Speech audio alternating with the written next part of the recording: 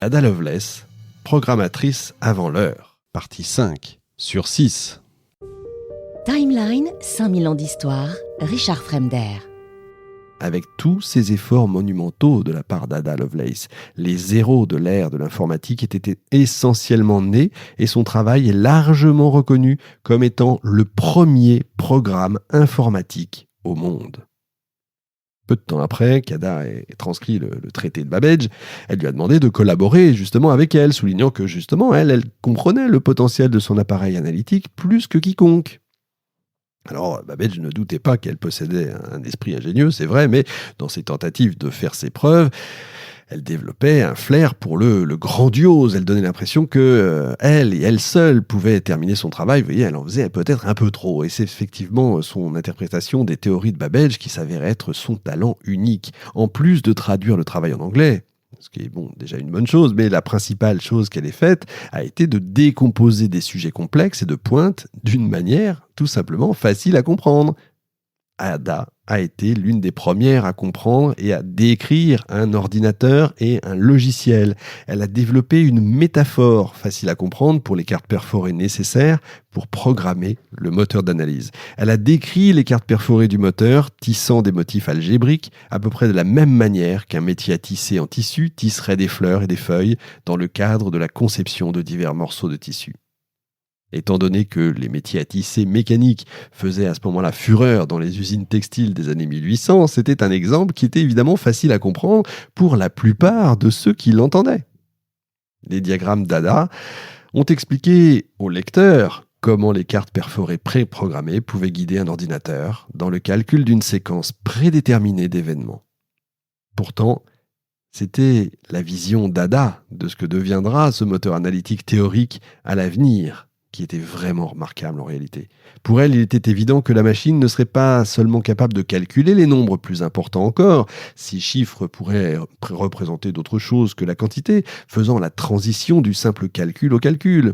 Ada a reconnu les capacités et les implications de la machine informatique plus d'un siècle avant que ses idées ne prennent vie. Son génie est certain, j'espère que vous l'avez compris, mais malgré son intelligence et son fort caractère, Ada souffre de plusieurs maux qui l'éloignent petit à petit des sciences. L'épisode de choléra après sa deuxième grossesse a aggravé les douleurs nerveuses qui l'avaient affligée la majeure partie de sa vie. Elle s'est plainte d'asthme, de gastrite, d'hystérie, de ce qu'elle a appelé des attaques cardiaques.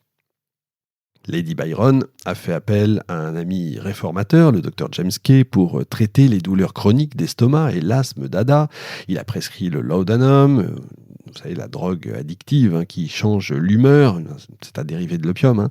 Les médecins prescrivaient ce médicament librement depuis des décennies, en particulier aux femmes, et il est finalement devenu l'ingrédient de guérison des médicaments en vente libre pour les plaintes qui vont de la toux à la dépression. Ada est donc devenue vous avez compris ce que je vais vous dire, une utilisatrice régulière, et ça semblait la calmer. Pour un temps seulement, donc du coup elle en reprenait, c'est ce qu'on appelle une addiction. Oui, Ada se droguait. Elle ne se concentrait plus seulement sur les maths, elle cherchait à se distraire, s'éloigner de sa douleur chronique. Elle jouait de la harpe pendant des heures à la fois, chantant au fil des années de mariage, flirtant même ouvertement avec des hommes au moment de rassemblements sociaux. Ça, c'est selon les commérages, mais visiblement, c'était la réalité. Elle est aussi la fille de Byron, et les gens l'ont remarqué. Ces batifolages ont commencé à apparaître dans une chronique de la Société des journaux. La ressemblance de Lady Lovelace avec son père renommé, au-delà d'une certaine ressemblance parentale, a jusqu'à présent été limitée à une certaine excentricité, mais madame est désormais fantaisiste. Son travail sérieux est peu à peu miné par sa mauvaise santé chronique, l'insomnie, perte d'appétit, l'épuisement, puis la faim et les terribles maux de tête ont duré des mois et des mois. À son grand regret, elle a souvent dû éviter de sortir et de voir le monde. Son médecin lui a prescrit diverses proportions de laudanum et de morphine carrément, ainsi que des saignements. Tout ça, ça n'aide pas évidemment. Ils n'ont apporté qu'un soulagement intermittent et une incapacité bien sûr de travailler et de se concentrer. Au début de 1844, Ada a développé de nouveaux symptômes, des symptômes alarmants. Son visage a soudainement gonflé. Elle était trop mince, toujours froide, elle perdait l'équilibre. Les stimulants et les stupéfiants n'ont pas réussi finalement à soulager tout cela. Elle avait mal au bas du dos, souvent elle frissonnait, elle devenait impuissante à faire quoi que ce soit. On ne va pas oublier qu'Ada est une femme curieuse, avide de nouvelles connaissances, et malgré ses douleurs, sa maladie lui a donné envie d'en savoir plus, de comprendre le corps humain. Le sien était devenu, ce qu'elle écrit, un laboratoire expérimental, inséparable de moi.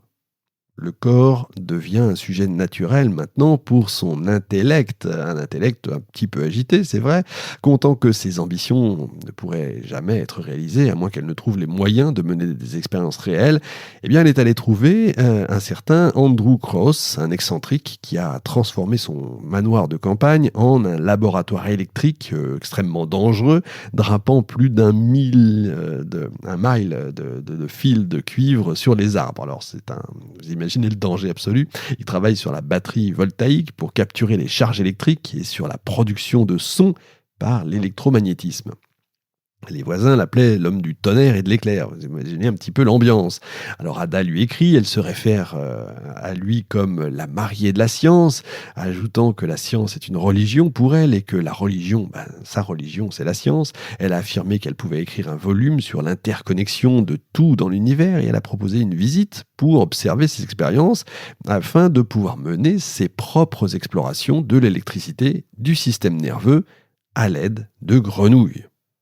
Et Ada commence un essai sur la structure moléculaire de la matière, mais sa passion croissante pour les paris, je vous ai dit tout à l'heure, ça devient une passion dévorante pour les paris sur les courses de chevaux, est devenue maintenant trop envahissante. Elle a partagé avec Babbage une fascination aussi pour les théories de la probabilité. Certains biographes pensent qu'ils ont peut-être collaboré à un système de paris sur les courses de chevaux, mais il n'y a pas de preuve à ça. Ada n'a reçu qu'une maigre compensation financière quand elle s'est mariée, donc le maintien d'une habitude de jeu signifie sans cesse emprunter de l'argent, de plus en plus, assez proche. Au début, elle et William ont placé des paris ensemble, mais Ada n'a pas senti qu'elle devait les cacher à sa mère. Maintenant que les montants ont augmenté en taille et en fréquence, eh bien ces paris ont été discrètement placés par sa femme de chambre, qui avait précédemment travaillé pour Babbage d'ailleurs. Une amie pensait qu'Ada était trop confiante, que ses connaissances en mathématiques lui donneraient un avantage sur les bookmakers, mais il n'a pas fallu longtemps à Ada pour être entraînée dans une sorte de syndicat de paris obscur qui comprenait le fameux John Cross.